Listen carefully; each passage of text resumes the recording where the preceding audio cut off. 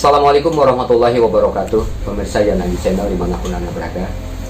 Kali ini kita coba berbincang santai dengan Bung Eja Yayang, Ketua Perwakilan Kumala Rangkas Bitung.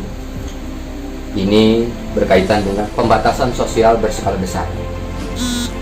Ada kritik yang memang cukup menarik dari Kumala Perwakilan Rangkas Bitung ini. Seperti apa dan bagaimana kritik itu terkait dengan PSBB Jilid 2 di Kabupaten Lebak, kita tanyakan kepada Bung Reja.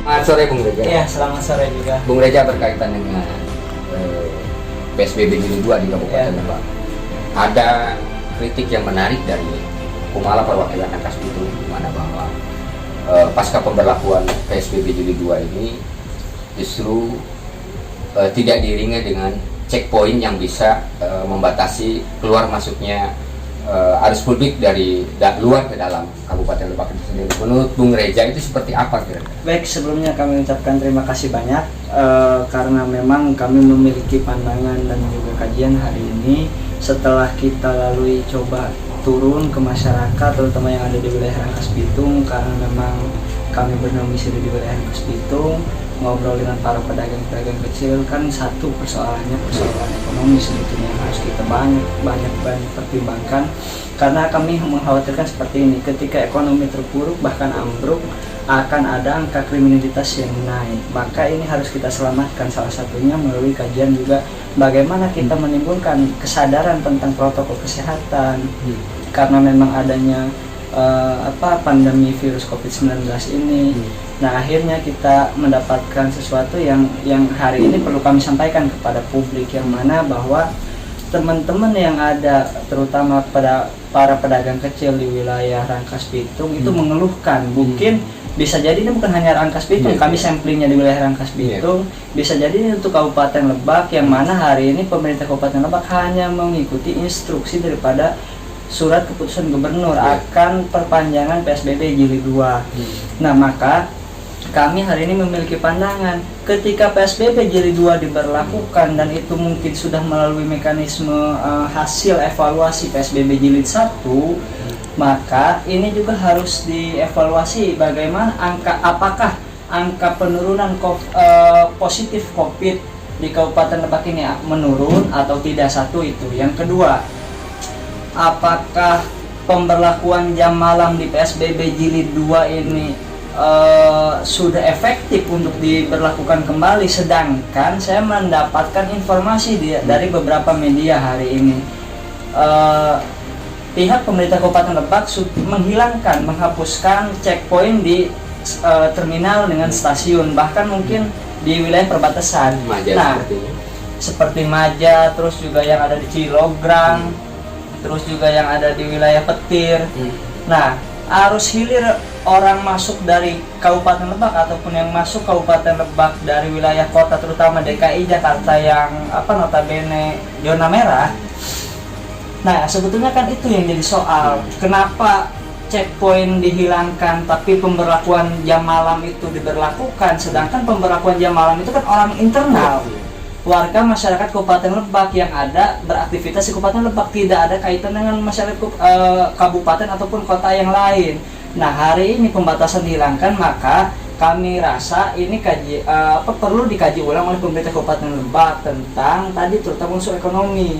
Kita harus bangkit, dan juga kami perlu sampaikan bahwa perlu ada pembangunan kepercayaan publik dari sosok pemerintah Kabupaten Lebak itu sendiri, karena kami memiliki pandangan hari ini pemerintah Kabupaten Lebak melalui Bupati Kabupaten Lebak menaikkan surat keputusan perpanjangan PSBB Jilid 2. Nah, perpanjangan PSBB Jilid 2 ditandatangani oleh Bupati, yang kami rasa hari ini Bupatinya sendiri kurang action, kurang turun ke masyarakat. Apakah betul itu masyarakat didampingi, diberikan penyuluhan tentang pentingnya 3M misal, menjaga jarak, memakai masker, mencuci tangan. Oke, kalau misalkan sudah dilakukan, apakah itu merata untuk wilayah 28 kecamatan, 340 desa, 5 kelurahan yang lain? Apakah ini hanya sampling saja wilayah Rangkas Bitung? Bagaimana dengan Malingping? Bagaimana dengan wilayah Cipanas?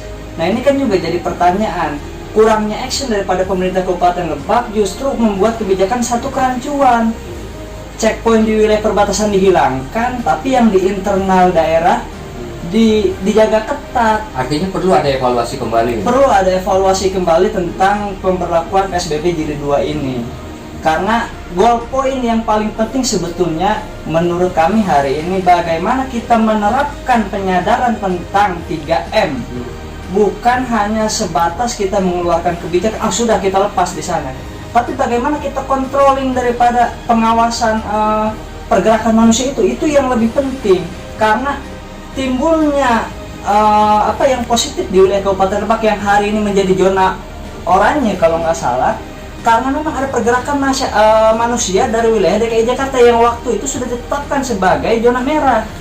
Bupati mengeluarkan surat keputusannya, artinya ini perlu ada sebuah penegasan kira-kira seperti ya.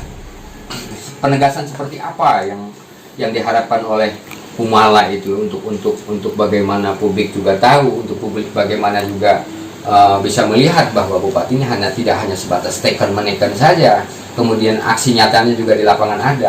Nah, kami berharap sosok pemimpin hari ini di wilayah Kabupaten Lebak, terutama Bupati Kabupaten Lebak, nah kami sudah respect hari ini dengan kebijakan yang sudah diambil tentunya. Cuma tentu kami tidak bisa menerima seperti itu saja. Ini harus dijadikan evaluasian total oleh pemerintah Kabupaten Lebak, yang mana kami melihat misal kota kabupaten yang lain, daerah yang lain, bagaimana sosok pemimpin itu menjadi patronase, menjadi sentral, epicentrum daripada masyarakat, menjadi percontohan uswah.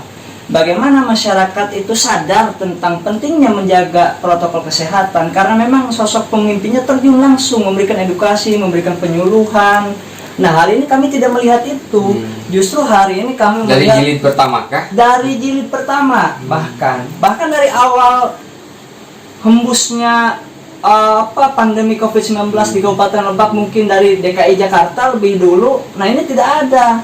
Dari sosok Bupati itu muncul ke permukaan, memberikan kepercayaan kepada publik bahwa kita harus bangkit dan melawan terhadap adanya COVID-19 ini, bukan terpuruk dan berdiam diri kita di rumah tadi, kecuali kita ditanggung oleh pemerintah secara total untuk kehidupan kita. Ini kan tidak ada.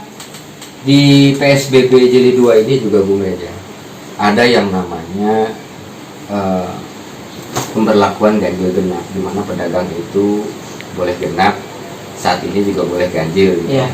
Kecuali apotek. Ya, jadi hasil evaluasi kami juga di lapangan bahwa ini cenderung memberatkan para pedagang. Iya.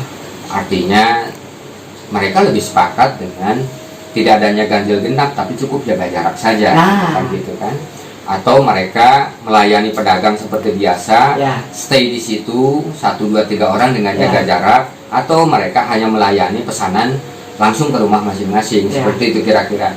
Ini di mata Kumala sendiri, pola pemberlakuan ganjil genap khusus bagi para pedagang seberapa besar efeknya terhadap ketimpangan ekonomi nantinya?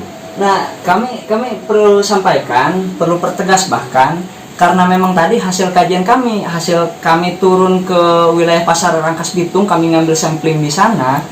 Mereka keluh kesah terhadap adanya pembatasan, 1 jam malam, yang kedua ganjil genap tentunya. Nah, akhirnya kami memiliki kesimpulan dan dari hasil kajian kami, hasil renungan kami, bahwa ganjil genap dengan pemberlakuan jam malam ini menurut kami